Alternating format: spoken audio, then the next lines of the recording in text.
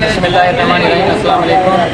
फिर नवीद मैं ਜਿਹੜੀਆਂ ਮੇਰੀਆਂ ਮਾਵਾਂ ਮੇਰੀਆਂ ਭੈਣਾਂ ਜੀ ਘਰਾਂ ਦੇ ਅੰਦਰ ਉਹਨਾਂ ਨੂੰ ਮੈਂ ਸਿਲਾਈ ਮਸ਼ੀਨ ਕੰਬਲ ਪਾਰਟ ਦੇ ਵਰਕ ਕਰਦੇ ਉਹਨਾਂ ਨੂੰ ਤੇਲ ਕਿਸ ਤਰ੍ਹਾਂ ਲਗਾਇਆ ਜਾਂਦਾ ਮੈਂ ਤੁਹਾਨੂੰ ਦੱਸਾਂਗਾ। ਸਭ ਤੋਂ ਪਹਿਲੇ ਉਹ ਵੀ ਦੇਖੋ ਦੱਸਿਆ ਜਿਹੜਾ ਪੇਪਰ ਦਾ ਸਭ ਤੋਂ ਪਹਿਲੇ ਆਪਾਂ ਖੋਲਾਂਗੇ ਇਹਨੂੰ ਸਿਲਾਈ ਮਸ਼ੀਨ ਦਾ ਮੱਥਾ ਇਹਨੂੰ ਕਹਿੰਦੇ ਠੀਕ ਆ। ਮੱਥਾ ਪਰ ਰੱਖ ਦਿੱਤਾ ਇੱਕ ਸਾਈਡ ਤੇ। ਅੱਛਾ ਇਹ ਜਿਹੜੀ ਚੀਜ਼ ਕੋਈ ਹੈ ਜੇ ਕੋਈ ਜਗ੍ਹਾ ਦੇਖ ਰਹੇ ਹੋ ਨਾ ਧਾਗਾ ਨਾ ਉਹਦਾ ਕਰਕੇ ਵਰਤੋਂ ਬਹੁਤ ਜ਼ਿਆਦਾ ਜਮ੍ਹਾਂ ਹੋ ਜਾਂਦੀ ਹੈ ਇਹਦੀ ਸਫਾਈ ਵਾਸਤੇ ਤੁਹਾਨੂੰ ਮੈਂ ਦੱਸਿਆ ਸੀਗਾ ਇਹਦੀ ਸਫਾਈ ਵਾਸਤੇ ਵੀ ਇਹ ਬੁਰਸ਼ ਦੇ ਨਾਲ ਸਫਾਈ ਆਸਾਨੀ ਨਾਲ ਹੋ ਜਾਂਦੀ ਹੈ। ਉਸ ਤੋਂ ਬਾਅਦ ਜਿਹੜਾ ਹੈ ਇਹਨੂੰ ਫਰਾਈ ਮਸ਼ੀਨ ਦਾ ਤੇਲ ਲਾਉਣ ਦਾ ਪ੍ਰੋਸੈਸ ਸ਼ੁਰੂ ਕਰਦੇ ਹਾਂ। ਤੇਲ ਜਿਹੜਾ ਹੈ ਇਹ ਦੇਖੋ ਇਹ ਗਾਜ਼ਲਾ ਇਹ ਗਾਜ਼ ਨੂੰ ਇੱਥੇ ਹਲਕਾ ਜਿਹਾ ਇਸ ਜਗ੍ਹਾ ਤੇ ਇਸ ਜਗ੍ਹਾ ਤੇ ਹੈ ਵੀ ਇਹ ਦੇਖੋ ਠੀਕ ਹੈ। ਤੇ ਇਹ ਪੈਰ ਵਾਲਾ ਗਾਜ਼ ਆ ਗਿਆ ਇਹਨੂੰ ਵੀ ਇਸ ਤਰੀਕੇ ਨਾਲ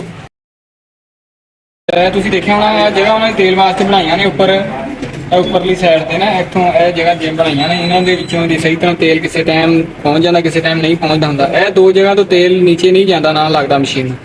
ਇਹ ਜਿਹੜਾ ਹੈ ਸਰਾਖ ਇਹਦੇ ਵਿੱਚੋਂ ਇਹ ਹੁੰਦੀ ਵੱਡੀ ਲਾਠੀ ਨੂੰ ਲੱਗ ਜਾਂਦਾ ਇਹ ਤੇਲ ਦੇ ਸਕਦੇ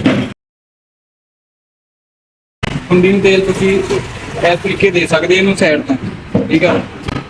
ਉਸ ਤੋਂ ਬਾਅਦ ਇਹ ਆ ਗਿਆ ਆਪਣਾ ਖਿੜਕੀ ਖਿੜਕੀ ਦੇ ਵਿੱਚ ਧਾਗਾ ਜਿਸ ਤੋਂ ਭਰੀ ਇਹਨੂੰ ਖਿੜਕੀ ਵੱਟ ਨੂੰ ਤੇਲ ਦੇ ਦਿੱਤਾ। ਉਸ ਤੋਂ ਬਾਅਦ ਵਿੱਚ ਇਹਨੂੰ ਆਪਾਂ ਇਸ ਤਰੀਕੇ ਨਾਲ ਰੱਖਿਆ। ਇਹ ਦੇਖੋ ਇਹਦੇ ਵਿੱਚ ਅਕਸਰ ਤੁਹਾਡੇ ਕੋਲ ਤੇਲ ਇੱਥੇ ਨਹੀਂ ਲੱਗਦਾ ਨਾ ਹੀ ਤੁਸੀਂ ਗੌਰ ਕਰਦੇ। फिर आ गया उसके बाद नीचे वाली सिलाई मशीन है नीचे वाली साइड पे आ गया नीचे देखो ये देखो तेल इतने इस तरीके थोड़ा थोड़ा इस तरीके थोड़ा थोड़ा तेल तुसी लगाना है और जिहड़ा कल्ले कल्ले पार्ट नूं सही तरीके नाल पहुंच सके।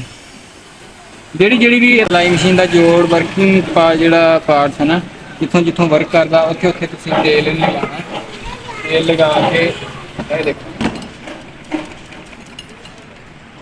फिर उस तो बाद यह आ गया हत्थी नूं इस जगह ते फिर इधर वाली जगह ते इत्थे ਇਹਦੇ ਉੱਪਰ ਵੀ ਸਰਾਖ ਹੁੰਦਾ ਇੱਥੋਂ ਦੀ ਲੱਗ ਜਾਂਦਾ ਹੁੰਦਾ ਇਹਦੇ ਵਿੱਚ ਵੀ ਸਰਾਖ ਇੱਥੇ ਨਹੀਂ ਹੈ ਇਸ ਟਾਈਮ ਤੇ ਇਹਦਾ ਚਲੋ ਕੋਈ ਮਸਲਾ ਨਹੀਂ ਇੱਧਰ ਵੀ ਹੈ ਗਰਾਰੀ ਨੂੰ ਆਸਾਨੀ ਨਾਲ ਲੱਗ ਜਾਂਦਾ ਇੱਥੋਂ ਦੀ ਲਾ ਸਕਦੇ। ਔਰ ਉਸ ਤੋਂ ਬਾਅਦ ਦੇ ਵਿੱਚ ਇਹ ਜਿਹੜਾ ਹੈ ਪੇਜ इस पेज में तुम खोलना इस पेज खोल के तुम आ देखो ये जगह में है ये इस तरीके करके इतने लाना तुम तेल भी और ये भी और इतने तो फिर तुम बंद कर देना अपना कह लो कि तेल सिलाई मशीन में तेल लाने वाला प्रोसेस हो गया। उसे ही तरीके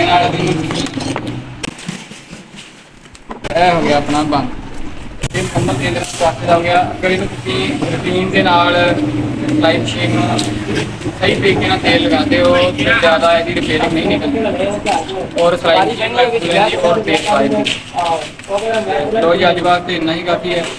फिर इंशाल्लाह नवी मजीद वीडियो के नाल दोबारा अपडेट करांगे और नवी जो भी ये मतलब है। अल्लाह हाफिज़। पाकिस्तान जिंदाबाद। सब्सक्राइब करो लाइक करो और शेयर करो।